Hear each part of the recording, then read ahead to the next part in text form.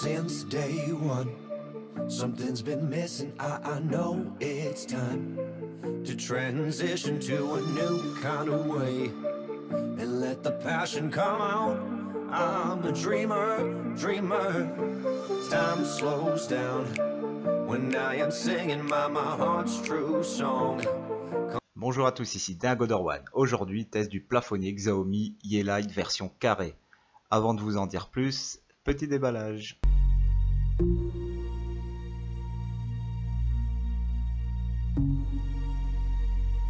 Dans la boîte, on retrouve le plafonnier en deux parties, la télécommande Bluetooth avec sa pile, une CR2032 fournie, une paire de gants, 4 vis et chevilles, un manuel en chinois. Parlons maintenant du plafonnier.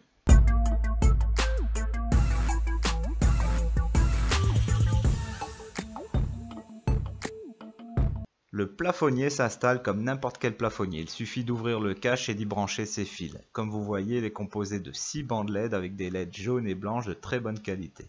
Il a une puissance de 3000 lumens, il peut éclairer facilement une pièce de 60 m². Il mesure du 50 cm sur 50 et une épaisseur, une fois posé, de 9,2 cm. Il fonctionne avec Google Home, Alexa et même Cortana de Windows, comme les autres ampoules et plafonniers de chez Yeelight. Il est compatible JDOM et Domotix. Il ne faut pas obligatoirement de Gateway, donc la passerelle de chez Xiaomi si on veut l'utiliser. On peut l'utiliser avec l'application MiHome et Yeelight, qu'on va regarder un peu plus en profondeur maintenant. J'ai connecté le plafonnier à MiHome, il a été directement reconnu sur le serveur chinois. Une fois rajouté à MiHome, il est rajouté automatiquement à l'application Yeelight car les comptes sont couplés. Parcourons les différentes catégories sur MiHome.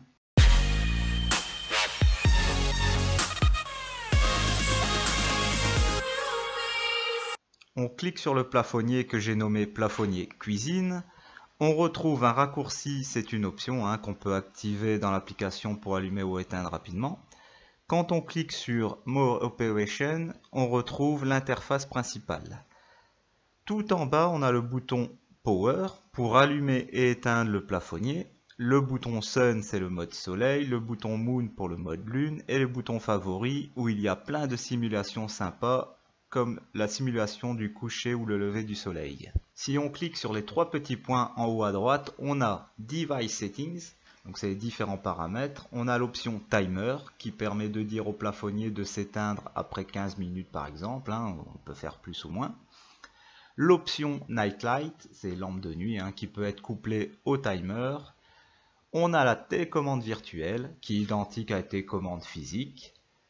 On a l'état par défaut du plafonnier, c'est utile en cas de coupure d'électricité par exemple, pour dire au plafonnier de rester éteint. Si on le place par exemple dans sa chambre à coucher ou dans le salon et on s'endort souvent la lumière allumée, grâce au Mi Band et son capteur cardiaque, une fois que vous endormez, la lampe s'éteindra automatiquement. Schedules, qui veut dire programmateur, on peut lui dire de s'allumer et de s'éteindre à telle ou telle heure, ça peut être pratique pour simuler de l'activité dans la maison si on est en vacances. Automation ou automatisation, donc pour cette option, il vous faudra le Gateway, la passerelle de chez Xiaomi, pour qu'il communique avec les autres modules capteurs de chez Xiaomi. Share Device. Donc cette option vous permettra de partager le contrôle du plafonnier avec votre famille ou vos amis de passage. General Settings, donc paramètres généraux. Dans cette partie, on peut renommer le plafonnier, changer son emplacement, faire les mises à jour, supprimer en cas de revente, rajouter un raccourci sur son smartphone, voir son adresse IP et changer les fuseaux horaires.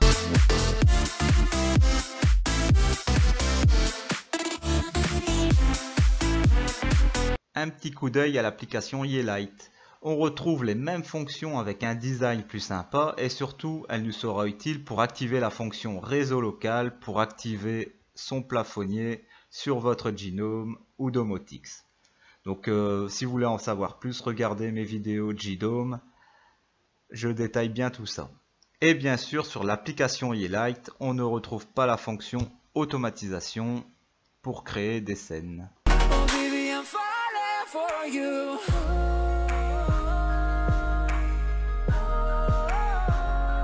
Donc parlons un petit peu de cette télécommande. Donc on n'a pas besoin d'acheter de switch supplémentaire, hein. Ils nous fournissent la télécommande qui est Bluetooth, hein, et non infrarouge, qu'il faut appairer au plafonnier soi-même, donc elle n'est pas reconnue directement par le plafonnier.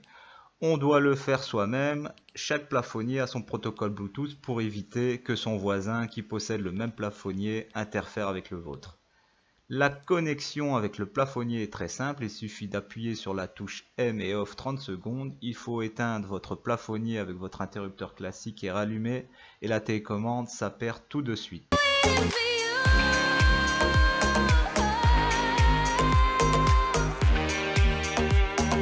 Donc, l'utiliser avec Google. Donc le plafonnier peut être commandé à la voix grâce au Google Home. Le plafonnier n'a pas encore été rajouté à Mi Home pour la commande vocale, donc on doit utiliser l'application Yeelight dans Home de Google pour qu'il soit reconnu. Une fois rajouté, voici une petite chose qu'on peut faire. Dis Google, allume le plafonnier de la cuisine.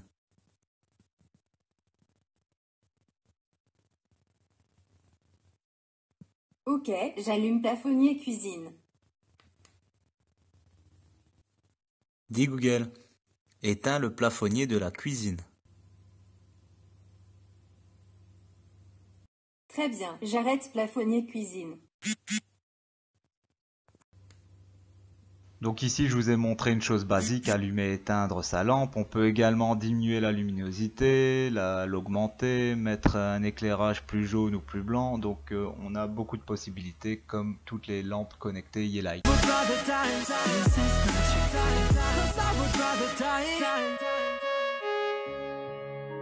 Le plafonnier d'excellente qualité, comme d'habitude chez Yeelight. Le design, on aime ou on n'aime pas. Je ne suis pas content sur deux petites choses. Donc le plafonnier se déconnecte du Wi-Fi. Donc tous les jours, il faut allumer et éteindre l'interrupteur pour qu'il se reconnecte, pour qu'on puisse l'utiliser avec l'application.